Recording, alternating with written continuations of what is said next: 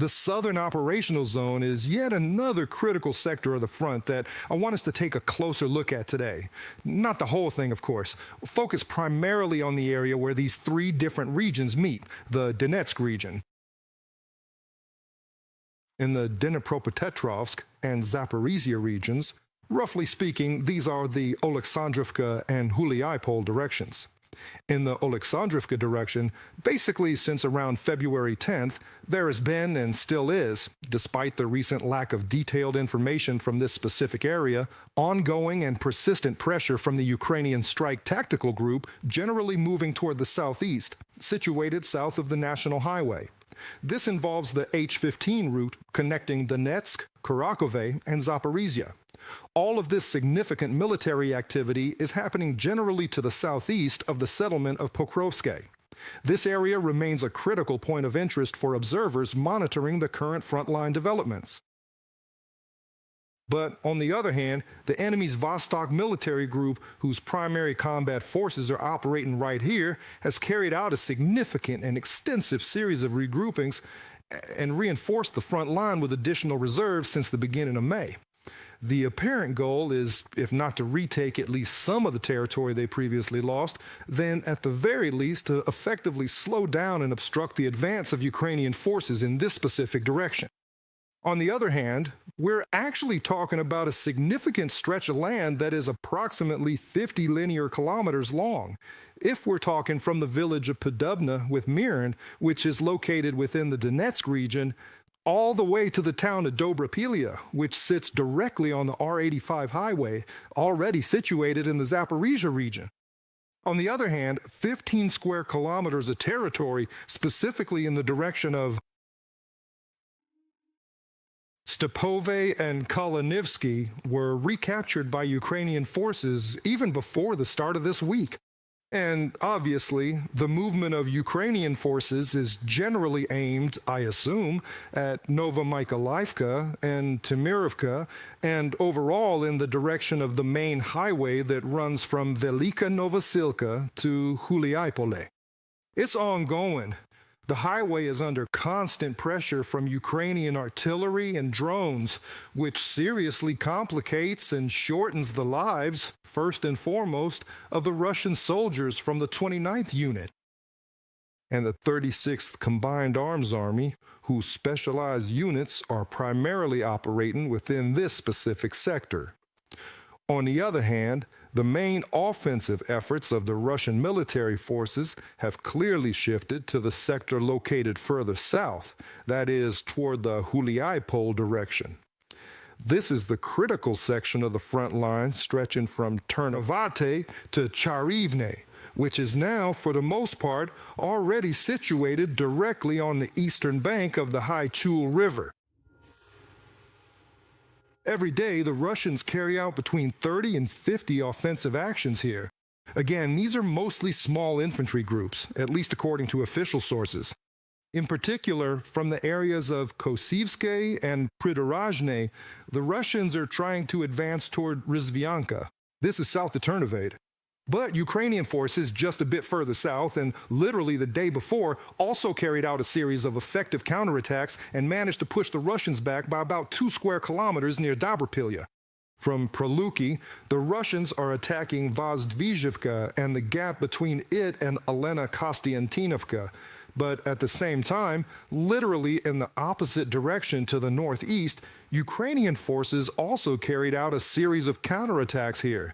The entire stretch from Kvitkov all the way to Zalaznikna, this whole section is where the main forces of the Russian 5th Combined Arms Army are attacking, the most powerful in the Vostok group of forces. Mainly, it's the 127th Motor Rifle Division and the 57th Motor Rifle Brigade. It's worth mentioning that it was on this section that the Russians likely managed to break into Ipherka.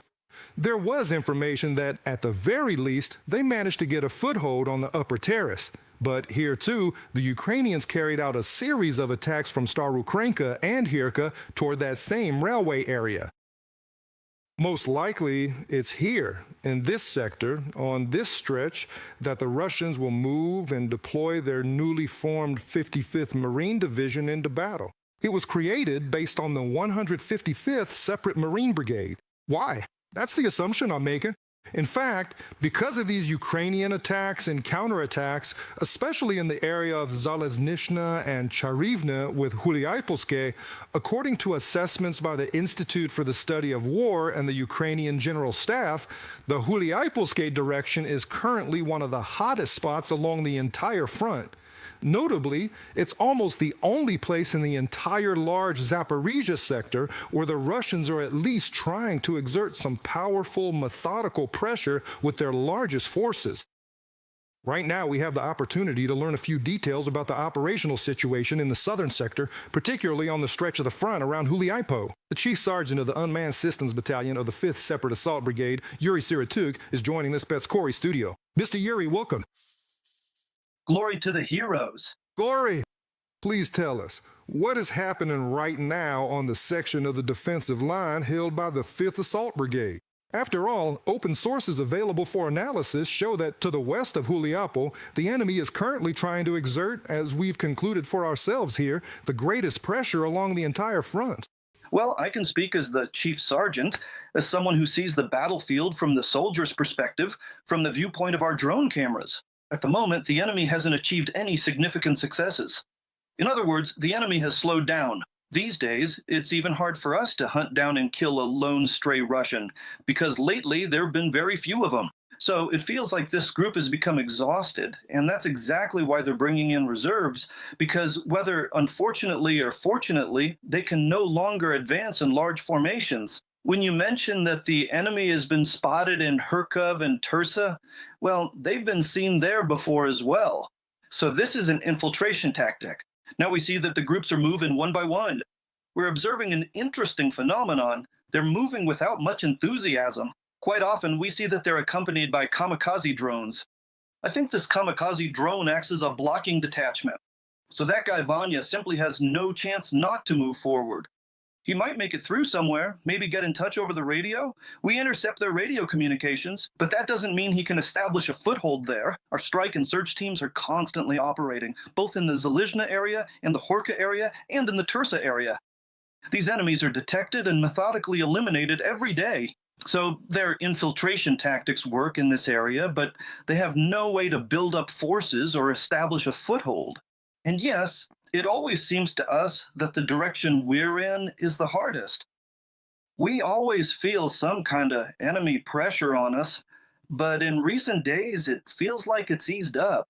Although enemy drones are still very active here, the sheer number of them, remote mining, kamikaze drones, Zdun drones, and enemy Kriva are all working intensely. I'm wondering, is there currently such a thing in this sector as a distinct and clearly defined line of contact? Or is it more of a blurred gray zone that is, I don't know, stretching across several kilometers in width? And accordingly, what would you say is the typical drone strike range on either side of this entire area? We understand that there is no longer a line of contact. Instead, there's a strip about 2 to 5 kilometers wide depending on the weather. Let me emphasize that again. Sometimes under rain or fog, a lone enemy soldier might wander far in. Then we spot him and take him out. What we're talking about here is our defensive line. And it's not just defense, because we're constantly carrying out strike and search operations and also trying to push the enemy back. And the enemy is trying to infiltrate through our combat formations, which are currently spread thin, just like along the entire front line. As for enemy drone activity, within 5 to 10 kilometers, there is total control of the battlefield, because now, unfortunately, you can't drive vehicles or even armored vehicles into that zone. At that distance, all logistics are handled by ground robotic systems, and up to about 20 kilometers out, the enemy maintains control, especially over key logistical routes. We control the same depth on our side as well. But it's not total control. You can still move around there, but within 5 to 10 kilometers, the enemy has complete control over that part of the battlefield. Someone might slip through when the weather's bad, like during fog. These groups can get in, but lately, it's even hard for us to spot lone infiltrators. It really seems like they're having manpower problems here right now. Thank you very much for your detailed account. Thank you so much for your work, both you and your soldiers. Please take care of yourself and your fighters. Do you see any signs that before autumn, in this eastern part of the Zaporizhia region, the Russians will try to turn their tactical gains into something more significant at the operational or even strategic level? Definitely not at the strategic level. The strategic level means changing the course of the war. Let's put it this way. In this case, it's about the artillery firing range to Zaporizhia. That's not a strategic level. They wanted to reach those ranges near Stepnohursk. They almost managed to do it. Now from there, we're carrying out counterattacks. That's why we managed to push the threat away from Zaporizhia in terms of direct artillery shelling. I want to go back again to the data from May regarding the Russian capture of Ukrainian territories. Actual results. Even though that is the case, They do have objectives. They keep their theorists around. The goal to create a unified offensive front towards Zaporizhia still remains. The directions you mentioned show that they're trying to advance in that direction. But what we just heard from Mr. Yuri, and what we see overall looking at this map and these events, is that the offensive there has been stopped. It just can't be like that. They're attacking here. We counterattack. They're attacking here. counterattack? The fighting is ongoing on both sides. How is that even an offense? If they've moved their reserves there, we'll see how those reserves perform. Maybe they'll be able to do something there. Maybe resume offensive actions. But the tactic they're using now is infiltration. It doesn't involve a breakthrough. I mean, could there be an entirely new and completely unexpected strategic direction opened up, thanks to, obviously, the redeployment of very substantial military reserves? And where would those reserves come from? Starting with the Pokrov-Smirnograd section of Znam. They'd have to pull them out. We started our conversation with Belarus. If we're talking about security from Belarus, reserves are needed there. So that already implies mobilization. Right now, a lot of people are talking about mobilization. Again, according to RBC, they're trying to gather up to 100,000 personnel through mobilization. Mobilization orders are going out across the Russian Federation, but for now, it's just talk. So where do you get the reserves? They must come from somewhere.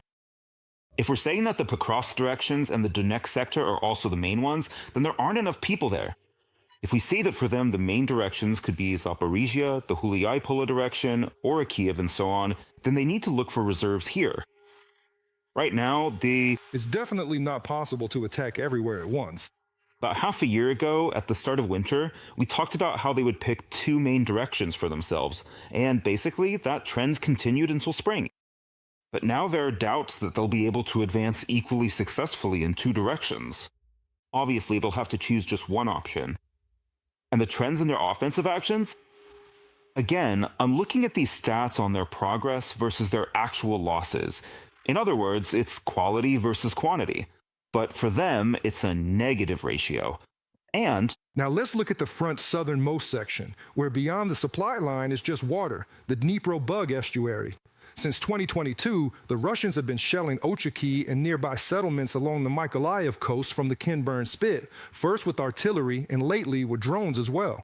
Obviously, the Russian command had plans to eventually carry out an amphibious operation there, seize the coastline, and then possibly strike either at the rear of Mykolaiv or perhaps advance toward Odessa. However, at least for now, all those enemy plans have been thwarted by Ukrainian soldiers, thanks in no small part to the round-the-clock work of our deep reconnaissance units. We had the chance to see their work near the coastline with our own eyes. A QR code is now on screen. These multi-purpose strike and recon drones are for the 122nd Territorial Defense Brigade's Unmanned Systems Battalion. Please help support the defenders of Ukraine's Black Sea region. Here it is, the Kinburn Spit in Ukraine's Black Sea region. That's exactly where, near Ochakiv, the battle is now raging. At the moment, this area is occupied by the enemy, but Ukrainian soldiers are doing everything they can to keep as few enemy forces on the Spit as possible. As soon as targets are detected in the direction of the Spit, Ukrainian artillery opens fire there. Fire! yes, that's right. Absolutely excellent. Plus 20. Yes, that's exactly right. Ukrainian unmanned bombers are flying there, towards the occupiers' advanced hideouts.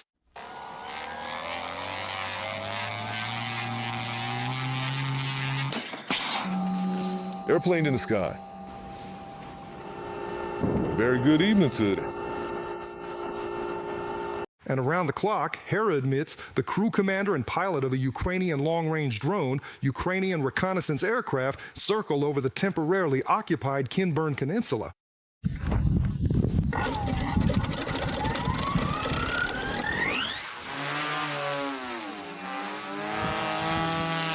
Right now, we're flying directly over the enemy, 10 kilometers beyond the lines where they're positioned. Our main function is to be constantly in the air, providing situational awareness. We're looking for various telltale signs in Kretch, which our teams then use to target with heavy bombers or the crews of the Big Fire. From the very beginning of the full-scale invasion, and almost up until the start of this year, the Russians would drive their cannons, self-propelled guns, and rocket artillery vehicles almost right up to the shore of the Kinburn Spit. And without much effort to hide, they would shell the coastal part of mainland Mykolaiv region many times a day. Since then, says the commander of the Unmanned Systems Battalion of the 122nd Territorial Defense Brigade, the situation has changed dramatically. The last cannons, as far as I remember, were here 2.5 months ago.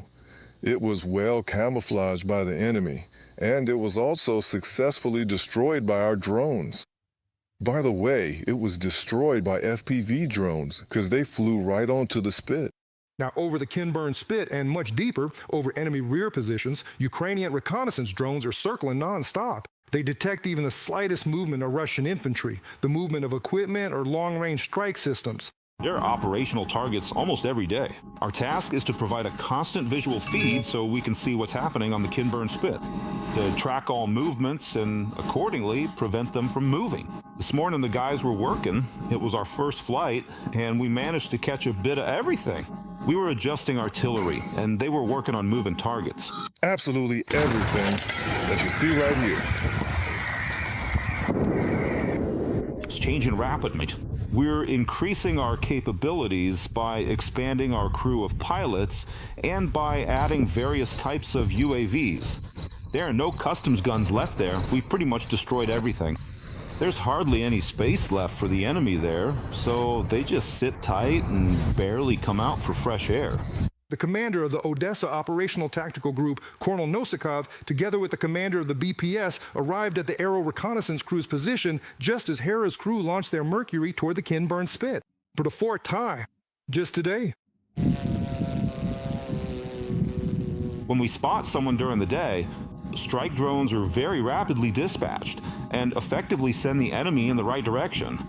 Lastly, thanks to their Mercury Ukrainian headquarters, understand that there are currently about 2,500 occupiers on the Kinburn Peninsula.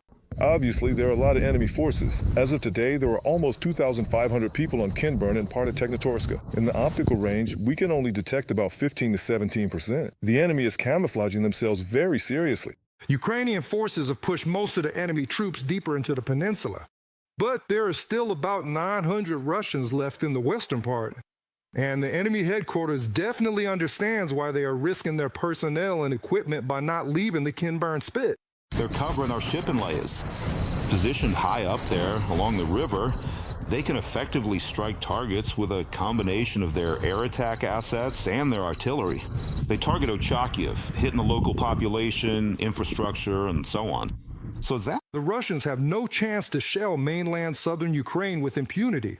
The 122nd's aerial reconnaissance teams are working non-stop in the sky. Today, it's already been over 50 days for us. No rest, because there's simply no one to replace us. 86th Combat Sortie. Honestly, we're happy to work this sector, and you could say we've really gotten attached to it. From Mykolaiv, Oleksandr Motorny, Oleksandr Shiyan, and Serhiy Sportilo for the United News Marathon. Denise, on one hand, this is definitely the hottest sector of the Southern Front, Mykolaiv region. On the other hand, the lack of any visual cover on this physical line of contact makes being there honestly uncomfortable. There are still a lot of people left in the cities there, Ochakiv, all those coastal settlements. In your opinion, does it have any real operational or strategic significance for the Russians to maintain a presence on the Kinburn Spit and the entire peninsula there? the report highlights this question: to cover shipping routes, terrorize the cities, and maybe someday get a chance to break out onto the main lane there. Although, again, as this report shows, they don't really have such chances. So, since we're already discussing this topic, there's the theoretically possible crossing operation from our side with the clear intention of launching a flanking strike in the Kherson region against the Russians, or from the occupier side, moving in the direction of mainland Ukraine. Is this all just silly, empty theory, or under certain circumstances, with the available offensive and defensive means, could such an operation actually be possible? If we manage to thin out their combat formations, but here you can see they're camouflaged, although now, as I understand it, they're acting more quietly than before. The OTU commander said they're staying put because they've been ordered to stay low. What? Yeah, because we're bombing them, constantly conducting reconnaissance, always finding, detecting, and destroying them. In theory, anything's possible. But in practice, I'm not going to fantasize. In my opinion, for now, the situation there is such that we have them under control. And there just aren't enough of them there to do anything, to land somewhere or to force anything. Likewise, for now, we don't have the troops there for that either. We're merely managing and controlling their ongoing presence so they can't shell us or continue to terrorize the entire population. that's all for now from the duty officer in the Spec Corps studio. Today we had military analyst Denise Popovich. Denise, thanks for the insights. Thank you. For now, we'll leave it at that, but we'll definitely continue. Take care of yourselves. We absolutely must persevere.